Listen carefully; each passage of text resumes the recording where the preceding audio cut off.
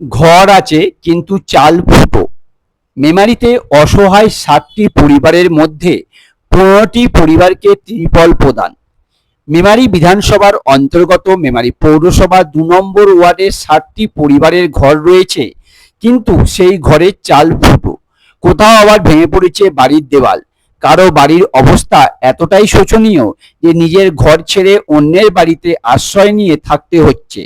দীর্ঘ কয়েক বছর ধরে এমনই দুরবস্থার মধ্য দিয়ে দিন কাটাচ্ছে বেশ কিছু পরিবার।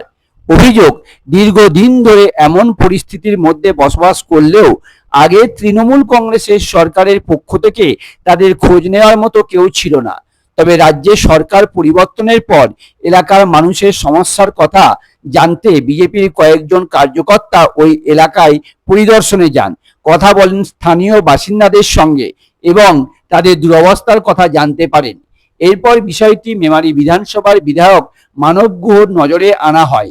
এলাকার মানুষের পরিস্থিতি খতিয়ে দেখে বিধায়কের পক্ষ থেকে মঙ্গলবার 60টি পরিবারের মধ্যে আপাতত 15টি পরিবারকে ত্রিপল প্রদান করা হয়।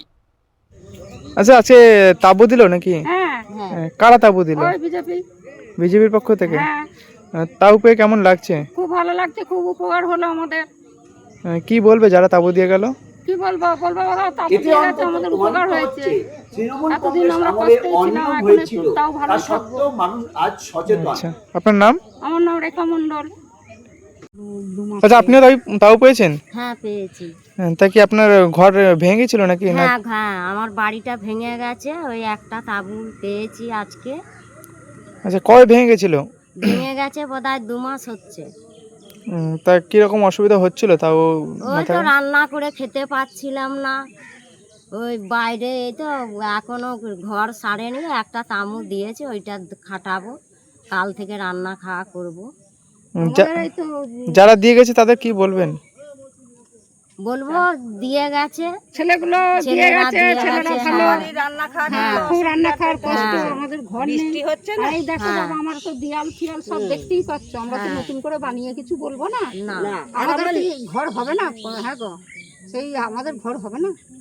দেখুন, পক্ষ থেকে বলতে আজকে আমাদের বিধায়কের পক্ষ থেকে কিছু ত্রিপল আমাদের এখানে পাঠানো হয়েছিল, সেগুলো আমরা দেখে দেখে বিতরণ করলাম।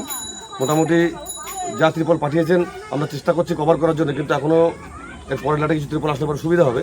ত্রিপল মোটামুটি এটাই আমাদের এখন কাজ। বিধায়কের পক্ষ থেকে ত্রিপলগুলো দিয়েছে, সেগুলোই আমরা বাড়িতে বাড়িতে গিয়ে কার পরিস্থিতি খারাপ, কার বাড়িতে দেয়াল ভেঙে পড়েছে, কার বাড়িতে জল পড়ছে নিত্য, যাতে ঘুমোতে পারছে না ঠিকমতো বৃষ্টির কারণে, সেই সব বাড়িগুলো দেখে দেখে মোটামুটি আমরা বিতরণ করলাম। এই পাড়ায় মোট কতজনের বাড়িতে ত্রিপল দরকার? এই পাড়াটা গরিব পাড়া তো, মানে দীর্ঘদিনবার এখানে এই পাড়ার মধ্যে দেখা যাচ্ছে কিছু ক্ষেত্রপাল বা আমাদের মধ্যে নমশূদ্ররা এখানে রয়েছে। এবার প্রত্যেকের যেহেতু বাঁধে এরা যেগুলো মাটির বাড়ি বা দরমার বেড়ার বাড়ি যেগুলো, সেগুলো তো অন্তত এই বৃষ্টির সময় উই পোকায় খেয়ে একদম যাচ্ছে তো অবস্থা, সেই সব বাড়িগুলো এক সাইড ভেঙে পড়ছে এবং তাদেরকেই প্রয়োজন ত্রিপল। সেই হিসেবে দেখা গেলে মোটামুটি প্রায় খান 50 ত্রিপল লাগবে।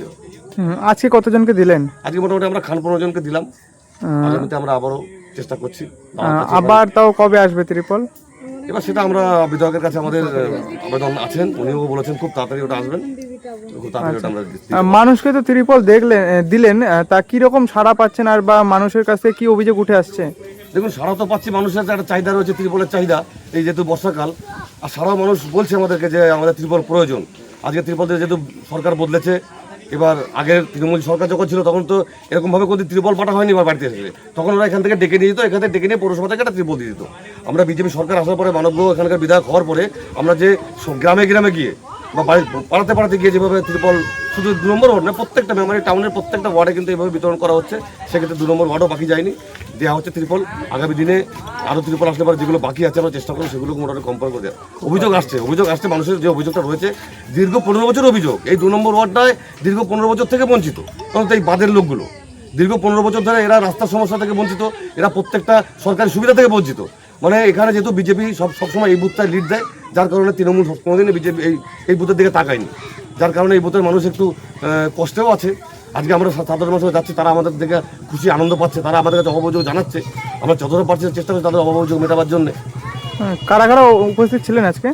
আজকে উপস্থিত ছিলেন তো আমাদের এই বুথ সভাপতি 2টো ছিলেন, আমার 207, 208 বুথ সভাপতি, তারপর আমাদের বিধায়ক অফিস থেকে সঞ্জিত দা এসছে বা দাদারা আছে, আমি আছি এখানে।